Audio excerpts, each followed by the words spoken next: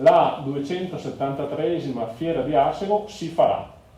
L'annuncio del sindaco di San Giorgio delle Pertiche Daniele Cannella dopo il comitato in prefettura a Padova. La fiera di Arsego si farà. I timori e le incertezze dopo la firma del nuovo DPCM avevano costretto il primo cittadino a temporeggiare nel dare l'annuncio ufficiale. Ovviamente i dispositivi di sicurezza messi in campo sono massicci, a partire dagli ingressi.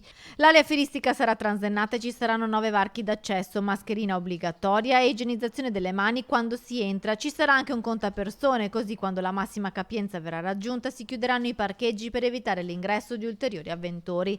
La capacità massima, vista l'estensione dell'area di 17.000 metri quadri, è di 17.000 persone. La chiusura dei parcheggi però è stabilita quando si raggiungono le 15.000 presenze. Controlli costanti delle forze dell'ordine, della protezione civile, impiego dei droni e cabina di regia all'interno della scuola. Rispetto al programma degli anni passati, annullata la discoteca e gli eventi serali, niente pesca di beneficenza e niente expo artigianale, previste le giostre e solo le bancarelle e in numero ridotto anche quelle che vendono cibo che può essere consumato solo al tavolo.